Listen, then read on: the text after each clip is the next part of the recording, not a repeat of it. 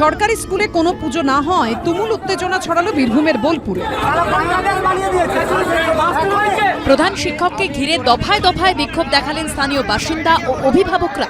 জল আসে না কলে, ঝরঝরিয়ে হরদম জল কেএসবি পাম্প হলে। বিদ্যুৎ সাশ্রয়কারী জার্মান টেকনোলজিতে তৈরি কেএসবি পাম্প। জলের প্রবলেম সেটা আবার কি?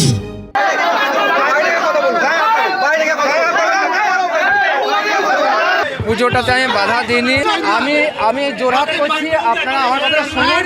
আমার না, আমি পুজো বিরোধী নই, পুজো বন্ধ করতে চাইনি। শেষমেশ স্থানীয়দের উদ্যোগে বন্ধ স্কুলের গেটের বাইরেই হলো সরস্বতী পুজো।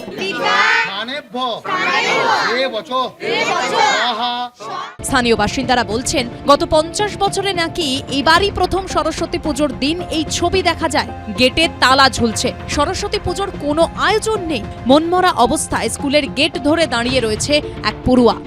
অত্যন্ত অস্বাভাবিক এই ছবি দেখে খটকা লাগে স্থানীয়দের মনে। তাহলে কি এবার সরস্বতী পুজো হচ্ছে না নিম্ন বাঁধকুড়া প্রাথমিক বিদ্যালয়ে? এমন সিদ্ধান্ত কেন নেওয়া হলো? এক কথা দু কথায় স্কুলে সরস্বতী পুজো না হওয়ার কথা চাউর হয়ে যায় নিমেষে। ফোন যায় স্কুলের প্রধান শিক্ষক রফিকুল ইসলামের কাছে। স্থানীয় এক বাসিন্দা বলছেন, শারীরিক অসুস্থতার কথা বলে এবার স্কুলে সরস্বতী পুজো করা হবে না বলে জানিয়ে দেন তিনি। আর তখনই বিক্ষোভে ফেটে পড়েন স্থানীয়রা। আমি ব্যক্তিগত উদ্যোগে ফোন করলাম যে মাস্টারমশাই এরকম পুজো হবে না। বলে না, পুজো আমার শরীর অসুস্থ, আমি পুজো করবো না, আর আমার অন্য টিচাররাও আমাকে সেভাবে কোঅপারেট করলো না।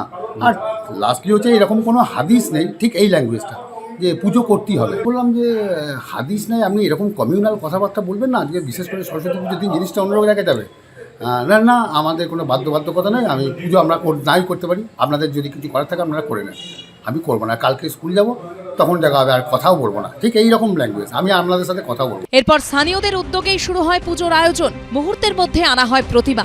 স্কুলের গেটের সামনেই মূর্তি রেখে ঢাকঢোল বাজিয়ে পুজো শুরু হয়। পুষ্পাঞ্জলি দিতে শুরু করে কচি কাঁচারা। জয় জয় দেবী, চরাচর সারে। এরই মধ্যে স্কুলে আসেন প্রধান শিক্ষক রফিকুল ইসলাম। চলে আসে বোলপুর থানার পুলিশ। প্রধান শিক্ষককে দেখে ক্ষোভে ফেটে পড়ে এলাকার মানুষ।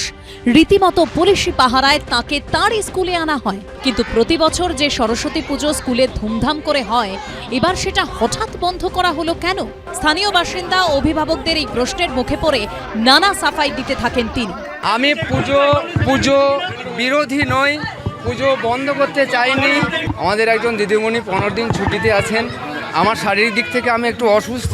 আরেকজন শিক্ষক বলেছিলেন যে পুজোটাতে আমি কোনো কিছু ছুঁতে পারবো না। গন্ডগোলের খবর পেয়ে স্কুলে চলে আসেন বীরভূম জেলা প্রাথমিক শিক্ষা সংসদের চেয়ারম্যান। এই ঘটনায় আগামী 10 ফেব্রুয়ারি প্রধান শিক্ষক সহ সমস্ত শিক্ষককে ডাকা হয়েছে বলে জানান তিনি। বিভিন্ন স্কুলে কালচার আছে যে সরস্বতী পুজো হয়, এবং সেটাই যে রীতিটা মানা হলে ভালো হতো। কেন হয়নি, কি কারণে ওনারা করেননি, সেটা নিয়ে আমরা একটা ইনভেস্টিগেশন করবো, হিয়ারিংয়ে ডাকবো সমস্ত স্কুলের মাস্টারমশাইদের, এবং তার সাথে এখানকার যিনি আধিকারিক রয়েছেন এসআই সাহেব, তাকে নিয়ে আমরা একটা হিয়ারিং করছি 10 তারিখের পর। এখন জেলা প্রাথমিক সংসদের তরফে কোনো ব্যবস্থা নেওয়া হয় কিনা সেটাই দেখার। ভাস্কর মুখোপাধ্যায়, আশাবুল হোসেন ও বাপন সাঁতরার রিপোর্ট, এবিপি আনন্দ।